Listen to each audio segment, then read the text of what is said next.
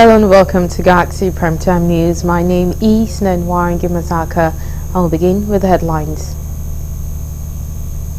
The Ministry of Communication, Innovation and Digital Economy has a competitive digital economy in Nigeria.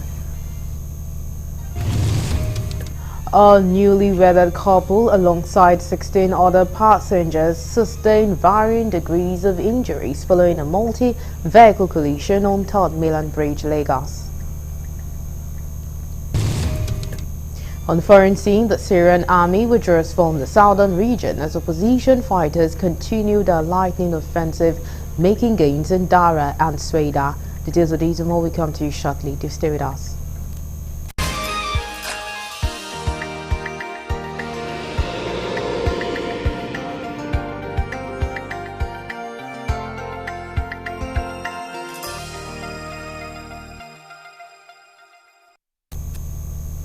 Now the news in full. A 5-day National Council on Communication, Innovation and Digital Economy was held in Makurdi, the Benue State capital. The event, which is the 12th Council regular meeting hosted by the Federal Ministry of Communication, Innovation and Digital Economy, is themed Accelerating the Adoption of Artificial Intelligence Through Policy and Innovation for Sustainable Development in Nigeria.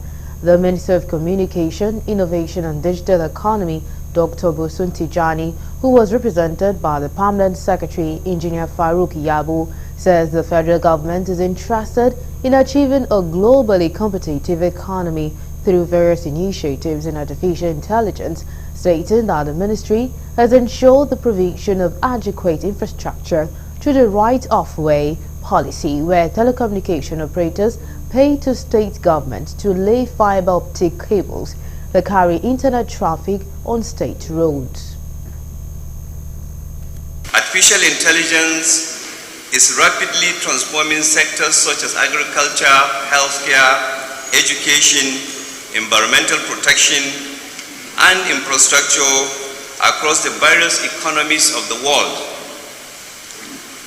For Nigeria to achieve its development agenda in this day and age, AI must therefore be embraced as a critical enabler for economic growth and development. So we are deeply inspired by your unwavering dedication to transforming Benue State into a model of progress in ICT. The government of Benue State is already embarking on complete and wholly digitalization of government administration in Benue, which is called e-governance. In the world that we live today, any society, any community, any nation, any state that is not ready to embrace digital economy will be left behind. As a state, as on assumption of duty, our governor, His Excellency Reverend Father Dr. Hassed Yomem Alia, hit the ground running, and one of the pillars of this administration is the enthronement of ICT, to make governance to be seamless and accountable. Benue State Governor Hyacinth Alia, who was also represented by his deputy, informed that the state government was working towards digitalizing the Benue economy, stating that any nation that is not involved in digital economy will be left behind.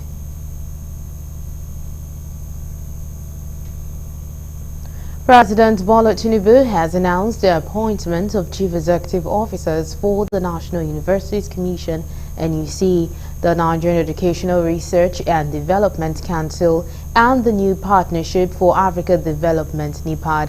The president also approved the renewal of the appointment of Fatima Umaru Shinkafi as Executive Secretary of the Solid Minerals Development Fund Presidential Artisanal Gold Mining Initiative. Bayo Nonuga, Special Advisor to the President, Information and Strategy, in a statement said Shinkafi was first appointed into the job by President Muhammadu Buhari and is said to be one of the driving forces of the changes in the solid mineral sector. President Tinubu appointed Professor Abdullahi Yusuf Ribadu, a visiting professor at the NUC, as the organization's executive secretary.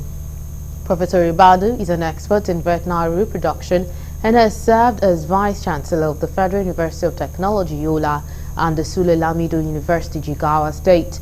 President Tinubu appointed Professor Salisu Shehu as Executive Secretary of the NERPDC.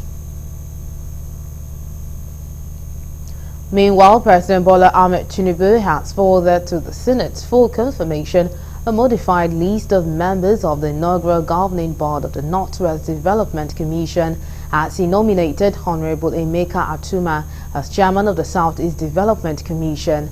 In a list of nominees sent to the Senate late in September 2024, President Tinubu nominated Ambassador Haruna Ginso as chairman of the NWDC board, while also naming Senator Tijani Yahaya Kaura and Honorable Abdul Kadir S. Usman as members.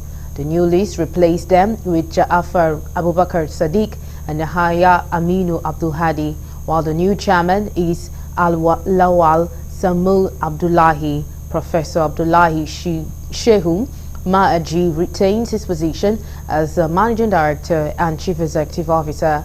Other board members featured on the first list are Dr. Yahya Umar Namahi, Yahya Aminu, and Engineer Mohammed Ali Wudil, Shamsu Sule, Nasidi Ali, and Aminu Sulaiman.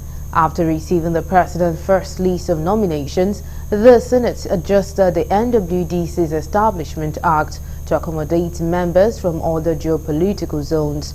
Bayo Nonuga, Special Advisor to the President, Information and Strategy, in a statement said President Tinubu, however, complied with the adjustment to the new list, with the following named to represent the 6 zones. Also, President Bola Ahmed Tinubu has rejigged his list of nominees for the Southeast Development Commission SEDC board, replacing the initial chairman, Honorable Emeka Atuma, with Dr. Emeka Nwogu. Bayo Nonuga, Special Advisor to the President, Information and Strategy, in a statement on Saturday, said the President replaced all the 3 executive directors initially nominated and named 2 additional executive directors. Ononuga explained that the President also removed one of the board members, Donatus Einaya Nwakpa. However, Honorable Mark Siokoye retained his position as the Commission's Managing Director, Chief Executive Officer on the 16-member board, 1 more member than the initial board. According to Ononuga, the new Executive Director for Finance is Stanley Ohajuruka, who replaced Anthony Ubo in the first list, while Toby Okechukwu is the new Executive Director of Projects, replacing Obina Obekwe. Chief Sylvester Okonkwo is now the Executive Director of Corporate Services, replacing Dr. Daniel Ikechukwu. The 2 nominated Executive Directors without a portfolio are Chidi Echezu and Dr. Clifford Obede. The President retained Barrister Ugochukwu Agbala, Honorable Oke Ezenwa, Chief Hyacinth Ipo, Barrister Ifeanyi Agu, Nasir Usman, and Hama Adama Ali Kumo. A newly wedded couple who were returning from the Ikoyi marriage registry alongside 16 other passengers sustained varying degrees of injuries following a multi-vehicle collision on 3rd Mainland Bridge, Lagos State on Saturday. This was confirmed in a statement by the spokesperson for the Lagos State Traffic Management Authority, Adebayo Taufik, who made this available to newsmen. It was stated that the accident occurred when an LT bus developed brake failure while on high speed and collided with a mini truck. The impact of the collision led to the occupant of both vehicles sustaining varied degrees of injuries following fractured limbs. He identified the vehicles involved as a mini truck with plate number AG2YE and a commercial LT bus. The Lagos State Traffic Management Authority, in collaboration with emergency response agencies, successfully rescued 18 individuals involved in the collision on the 3rd Mainland Bridge near Ilaje. You're still on to Galaxy Primetime News, and coming up next.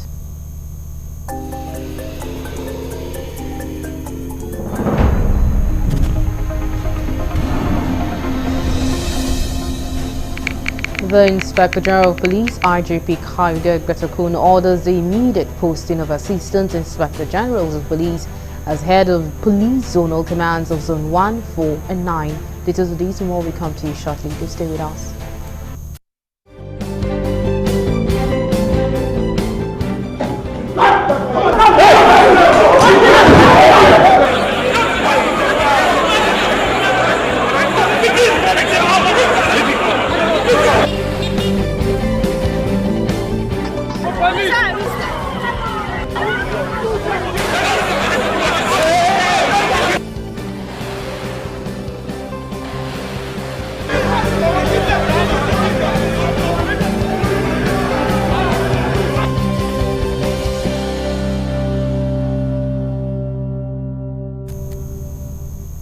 We're glad to have you back. Now, for more updates and latest news, please visit our website www.galaxytvonline.com. Connect with us on our X handle, it's Galaxy TV. Subscribe to our YouTube channel, youtube.com/GalaxyTVNews. You can follow and interact with us on our Facebook page, facebook.com/GalaxyTV. Remember to follow and tag us on our Instagram page at Galaxy TV. Our social media platforms are user-friendly and can always accommodate your live update and comment, as you can easily scan our IG QR code. The Inspector General of Police, IGP Kayode Gbetakun, has ordered the immediate posting of Assistant Inspector General of Police, AIGs, of heads of police zonal commands of Zone 1, 4, and 9, and also a new AIG to head the Force Criminal Investigation Department, Annex Alagbon, Lagos. The order covers the deployment of the AIG Suleiman M. Yusuf as AIG Zone 9, Umaya AIG Ahmed Amani as the AIG Zone 1, Kanu, AIG Zakaria Farah as AIG Zone 4, Makodi, and AIG Augustina Obodo as AIG FCID Annex Lagos. This posting, according to a statement by the Force Police Relation Officer Muyiwa Dejobi, comes after the retirement of some of the AIGs who were previous heads of the zonal commands and the recent promotion of the former AIG Zone 1 DIG ARI Mohammed Ali and his appointment as the DIG Department of Operations Force Headquarters Abuja.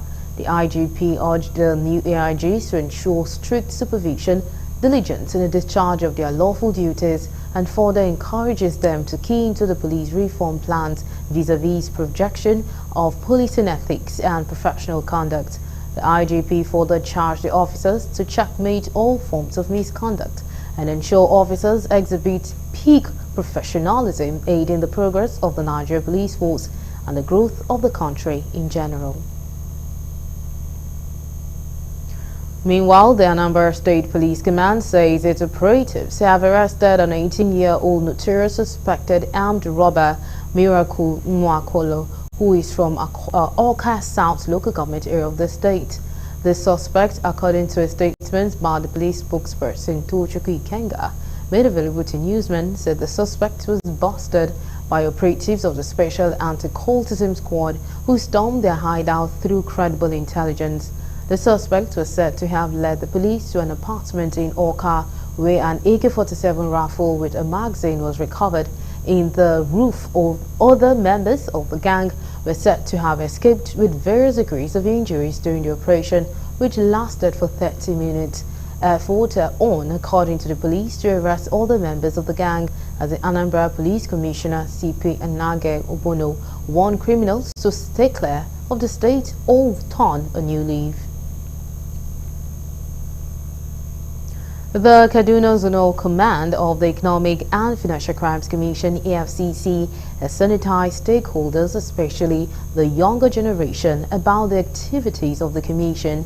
Speaking during the Stakeholders Forum, Benedict Ubi, the Zonal Director EFCC for Kaduna and Niger, said injustice and lack of equal opportunity to the younger generation need to be tackled as a matter of urgency.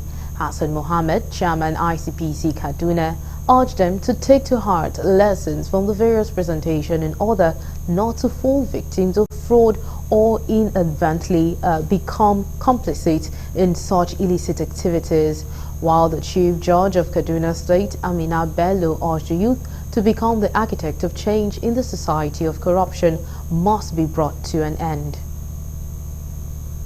In societies where favoritism, nepotism, partisan and other extraneous considerations tilt opportunities in favor of some few privileged people, this is not good for the youths. And it is for this reason that the youths need to forge a united front against corruption. Secondly, corruption makes our youths vulnerable to fraudulent practices. One of the dreadful effects of internet fraud is its bandwagon effect on youths. Are only agitated by not being on the high table. That is not the issue at stake. The issue is that how do you contribute to the development of Nigeria from wherever you are? You cannot be on the high table before you entrench a change in this society. We talk about Yahoo boys, but have we forgotten that we have issues of exam malpractices, thuggery, cultism, armed robbery to deal with? All these vices in the society snowball into the other. We are only talking about Yahoo boys. For the Yahoo boy, Yahoo is temporary, but a career is permanent. Corruption is not just a mere challenge. It is a cancer that erodes the foundations of trust, progress, and social justice. It is the youth who must become the architects of change. For too long, corruption has been accepted as an inevitable part of our social and political landscape. We have witnessed how it undermines democratic institutions, stifles economic development, and crushes the dreams of millions. Every act of corruption is theft, not just of resources, but of opportunity. Since the past decades, corruption has been identified as a costly diversion of scarce resources and increasingly debilitating factor and impediment to our national growth and development. We believe that corruption is a symptom of deeper problems in our society and stems from the smallest unit of our social construct, which is a family, and the erosion of age-old set values therein. How our leadership in all facets, be it political, social, religious, and traditional, etc., administer their function has also become major factors in the situation the country finds itself today. The Federal Fire Service River State Command has carried out a dry season fire safety sensitization campaign to create awareness, educate and advise the people on how to avert fire outbreak occurrence in their offices, markets and homes. The exercise was carried out on the street of Patakat, the River State capital. During the sensitization exercise, the controller of the Federal Fire Service River State Command, Hawa Welly, urged the people to embrace safety as everyone's responsibility. Whenever you see the fire engine coming towards you, you should know that we are going on an emergency. It's not a cruise. We are not out for cruising. So give way, because it helps to also get to the scene on time, so that to avoid this negative response at the scene of call. You have a fire blanket for your kitchen fire. We also tell you to have a fire extinguisher like CO2 within the house. Then in your generator area you have a powder. Then it is also encouraged that you install a standalone smoke detector. We call it battery type. It also alerts you in case of fire outbreak or any sort of fire from any particular room within your house. It is expected that the smoke detector will trigger. If at all is in the house, it's a little bit frightening. In fact, it's not even a little bit frightening, it's frightening. But I feel so easy doing it because this awareness is a nice one. I really like it. Unlike when I witness my neighbors when I'm fire outbreak, I know how bad it is. But this awareness, I believe it will go a long way to ease a lot of things like this. It's a very good one because for a long time we have been having a very big disappointment based on this fire service issue. But bringing this new one, I think is a new good development. I hope with this now at least we can have a relief. It's a good one. It's a good one. Sensitization is very, very nice. As I sensitizing the people, I can say it is very, very good. So people will be aware of this Harmattan season. Those who live in all these makeshift buildings, they are the ones that normally fall victim. Need to be careful. Federal Fire Service, 36 states of the Federation, when we are in the Ember month, in the Harmattan season, we usually carry out this sensitization / awareness to sensitize the public on the dangers of the Ember month and how they should take extra precaution in order to avoid fire outbreaks. And if fire eventually happens, what they can do if it eventually happens. But the Rivers State governor have been very wonderful. He's a fire-friendly governor, safety-friendly. Officers of the firefighters also advised Nigerians to update firefighting equipment at their homes and business environment, urging them to equip the environment with safety equipment such as portable fire extinguishers of various types and sizes. Rivers State Governor Siminalayi Fubara has debunked the allegations that most of the projects he is commissioning are projects of the past administration of the FCT Minister Nyesom Wike. The governor made the statement in Obiakpo local government area of the state while commissioning a well-equipped female computer training school in Ahodia. The governor reiterated that his projects are meant to touch the lives of people and not a hurriedly done project. I stand here to say that even if there was a project commissioned at that time, it was a farm road. It has no connection to anything. The project we are commissioning has significance. And that is what we should be talking about. It's not going to do one useless project that we call people. We're talking about projects that will add value to the life of the people that you have decided to govern. He stressed on the importance of the school, which according to him is strategic for the girl child. We will not celebrate things that will not make meaning. That is why we're here today to inaugurate this school, special school for people that are going to be mothers to this great nation. People that will be wives to great men. And if you don't produce a quality girl child, it means the nation is gone.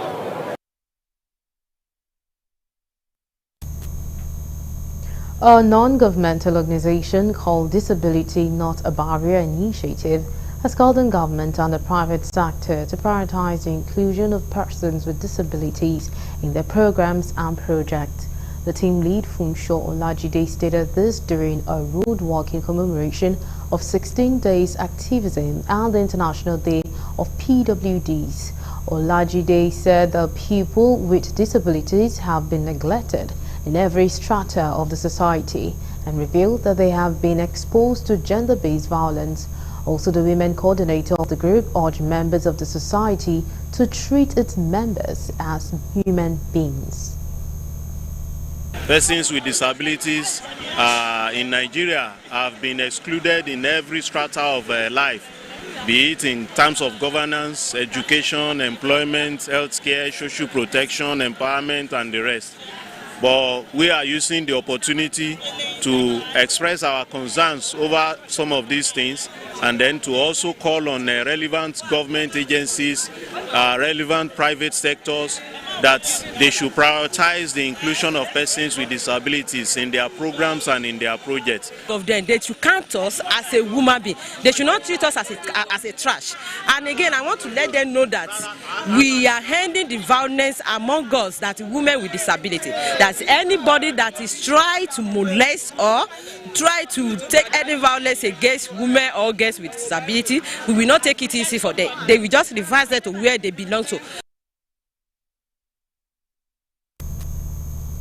You're still on to Galaxy Primetime News. We'll quickly take a break, and when we return, the news continues. To stay with us.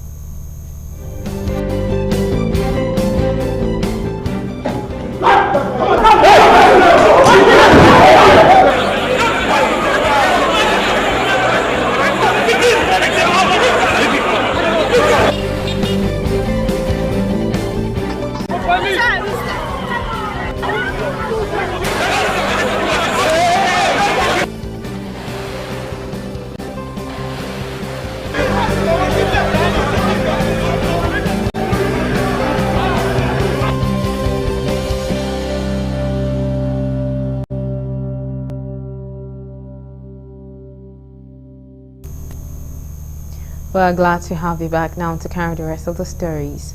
The former Commissioner for Education in Ekiti State, Kainde Ojo, says discipline must be stepped up in secondary schools as a critical stage in a child's character development. The former principal of Christ School at Ado Ekiti also called for consistency of policies in the education sector. Earlier in his lecture, Professor Idowu Omotui highlighted the need to protect the heritage of schools by calling on all stakeholders not to leave schools in the hands of government alone. The chairman of the celebrating set, Anthony Babatola, said the celebration was rolled out to enable them reconnect and give back to the school. Students were mentored and career talks were impacted as customized school bags, notepads and other items were distributed to students, while some teachers received awards in recognition of their impartation. Christ School, in that lecture I said, is a theater of dreams. It's a place where the destinies of several men, thousands, have been forged from 1933 up to this moment. And the only thing that actually binds us together after graduating from this school and going far and wide are, the things that we have on this ground. So we are charging our people to begin to be conscious about how important this piece of history is, to preserve it so that the next generations can also share in those beautiful, beautiful historic artifacts that we have. That's the reason why we are having this lecture. Well, I'm just hearing that for the first time here, that Ekiti State says we should not beat. When I was commissioner, nobody would say that. Because I was beaten here. I had corporal punishment. And that's what brought me up. And you can hear what my students have been saying, my former students have been saying. Without discipline, we cannot move anywhere. An undisciplined society is a rudderless society. So I don't know what government meant by saying students should not be beaten. I don't know whether the operators of that policy or the enunciators of that policy ever went to secondary schools. If they grew up in Ekiti homes, they must have been beaten at home. So talk less of being beaten in school. So issue of discipline, the ministry need to do something urgently on that. Discipline is key and is part of education. Even from your home, discipline is key. So students need to be disciplined. I'm not saying in the other way to maltreat. No. There's a procedure to discipline to correct students so that when they are disciplined, they won't do such acts that are prohibited. They won't do it again. So discipline should be encouraged.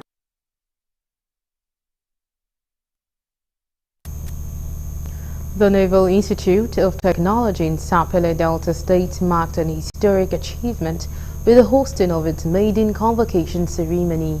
The event highlighted the remarkable role played by the institution in advancing the Nigerian Navy technological education in Nigeria. Addressing the students, personnel and all the guests, the Flag Officer Commanding Naval Training Command, Rear Admiral Estefanus Abara, who was represented by the Chief of Naval Engineering, Rear Admiral Babatuj Yale, as well as the commandant, stressed on the need to partner institutions in Nigeria to achieve the desired goals.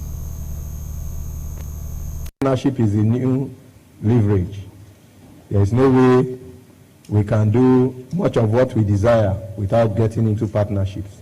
And I believe that is why there's a drive towards partnering with other academic institutions, with the industries for such research and development, and with other partners who are other industry giants who are already doing some of the things we do and already have some of those technologies available to us, so we can run and start kick-off without hindrance. We believe that these partnerships will facilitate the transition that we desire. Great, profound honor and immense pleasure that I welcome you all to the maiden convocation of NIT Sapele.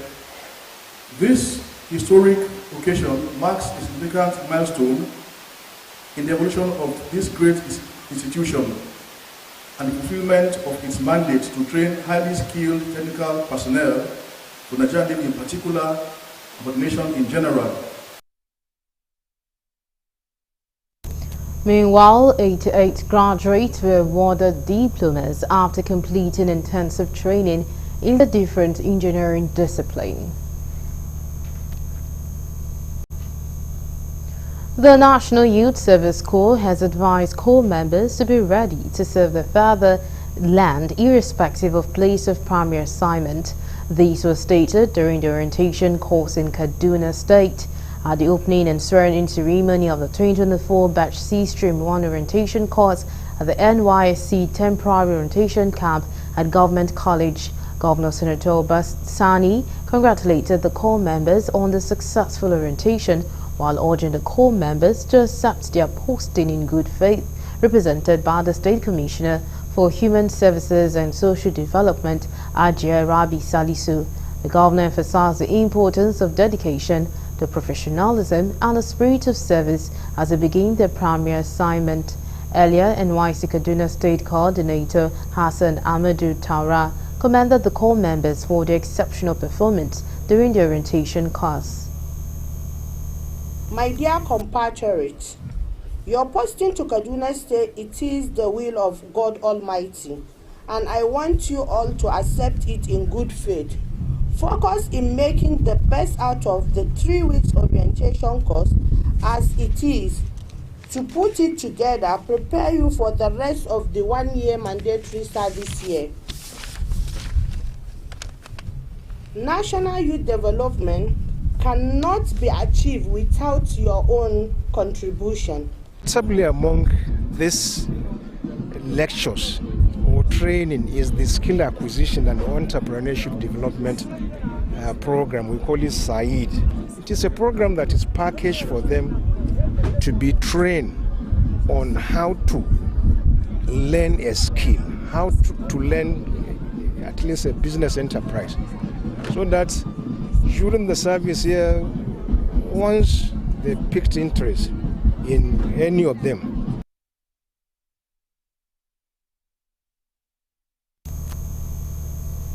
The coalition of northern groups, CNJ, has strongly protested the Nigerian government's alleged approval for France to establish a military base in the country, warning against the dangers of surrendering national sovereignty.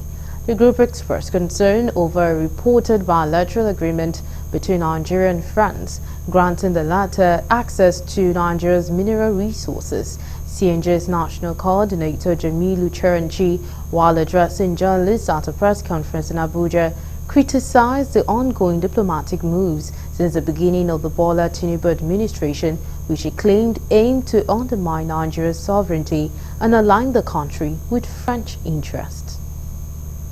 In granting alleged permission to France, a belligerent and notorious imperialist power, to establish an expeditionary military base in our dear country. This is also linked with the reported case of bilateral agreement signed between Nigeria and France, giving her unrestricted access to our nation's huge mineral resources. Cherenchi emphasized Nigeria's historical leadership in Africa and rejected the idea of the country being subjugated by France. He vowed that the CNG would resist any attempt to allow foreign military bases in Nigeria using all democratic means available. Our very firm resolve and implacable determination to use all constitutional and democratic means to militantly resist any attempt by this government to invite France or any other foreign power in order to establish a military base in any part of our beloved country. The Abuja Polo Club is set to host a successful 16th National Polo Carnival Tournament. First Vice President of the club, Mustapha Junaidu, disclosed this in Abuja while addressing journalists ahead of the games. He noted that no fewer than 28 polo teams are competing for a total of 5 cups in different categories at this year's edition, with Rubicon and Mangal Cement polo teams battling for the prestigious President Cup, which is the event's biggest prize. While comparing the previous editions of the tournament, Junaidu stated that the 2024 Polo Carnival extravaganza is exclusively Abuja-based polo club's affairs. No thanks to the dreaded African horse sickness that has forced the cancellation of top polo tournaments this year, including the Kaduna International Polo Festival. He added that despite the absences of the international horses, expectations are high that the edition will be an exciting local debut as the tournament spread over 2 weeks of top-class competition. For the horses could not be transported. That is why this tournament, all the horses being played during this tournament will be horses domiciled here. No single horse is coming from outside. So for us to be able to host a tournament with about 26 teams participating, with almost 100 players, over 100 players participating, it says a lot about this club. It shows you that even a pandemic cannot stop us from hosting a tournament. This year's tournament is a bit of a different tournament, not like last year. Last year we have visiting teams, just like what the first Vice President said. But as a result of epidemic, visiting players couldn't come. But still, due to the size of members we have, we were able to actually play the tournament successfully. We started today and we have a lot of hope. Last year we had almost 29 teams, which this year we have 28 teams. So now we'll move over to the foreign desk for more news.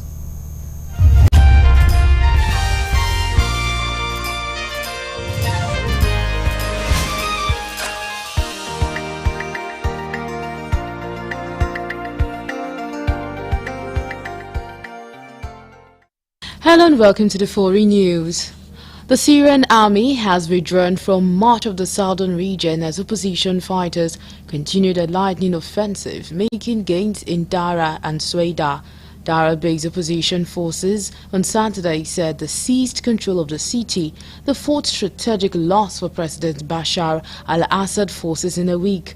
Dara was dubbed the cradle of the revolution early in Syria's war as government repression of protests failed to quell the people's anger over the detention and torture of a group of boys for scribbling anti-Assad graffiti on the school walls in 2011.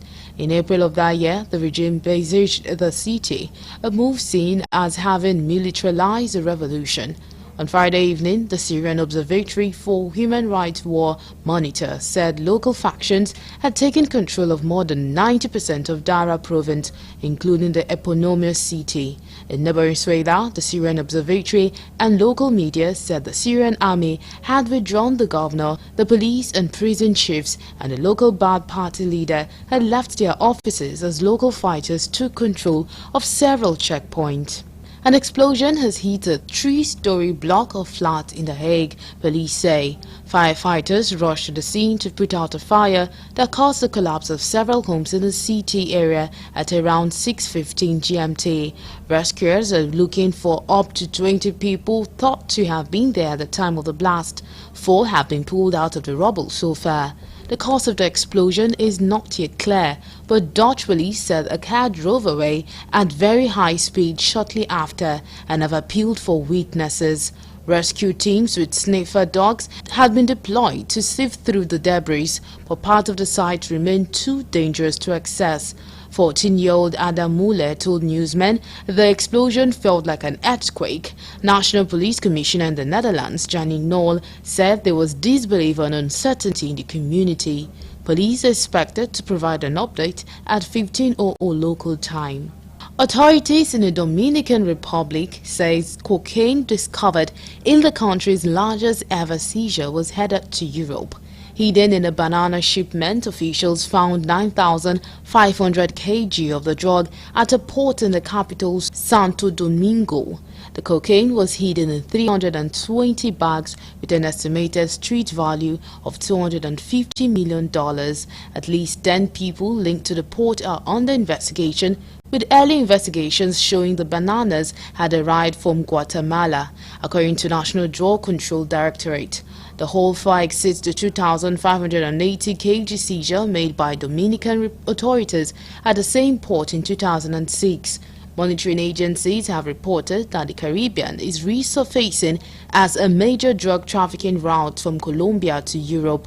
A report last year found the use of cocaine is increasing in several Western European countries, including the UK, Belgium, France and Spain.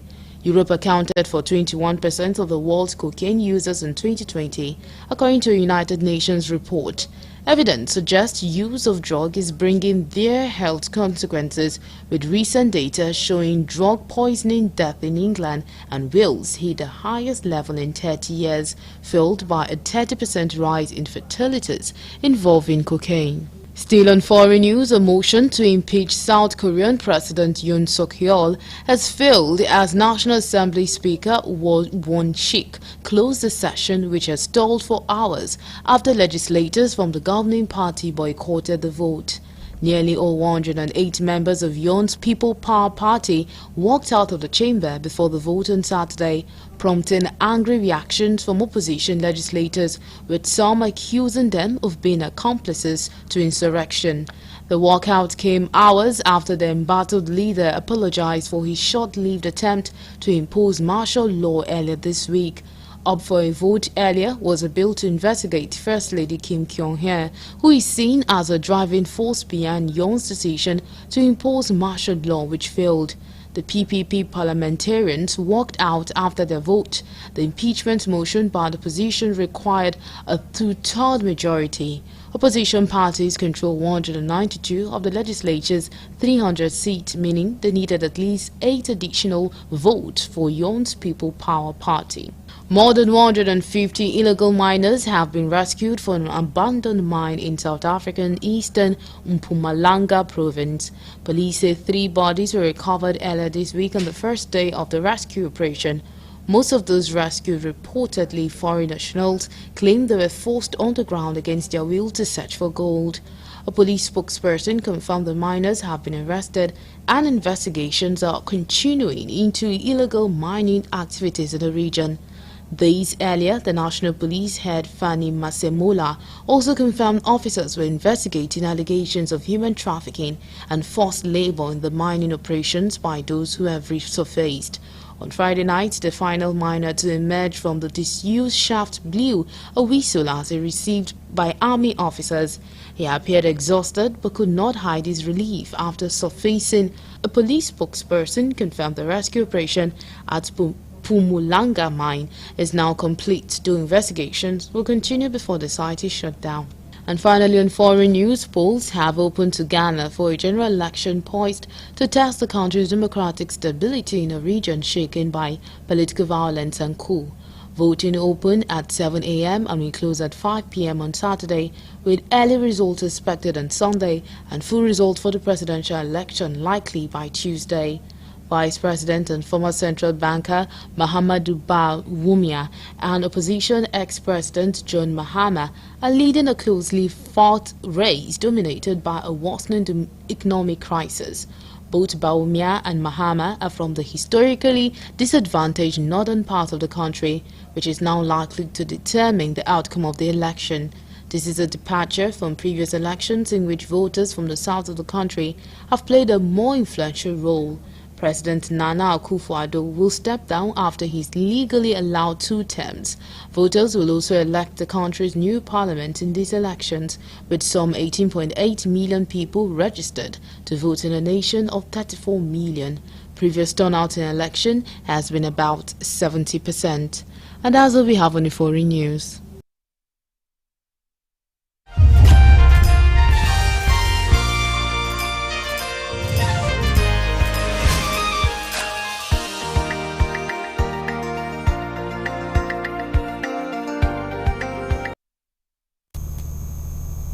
Now, for more updates and latest news, please visit our website www.galaxytvonline.com.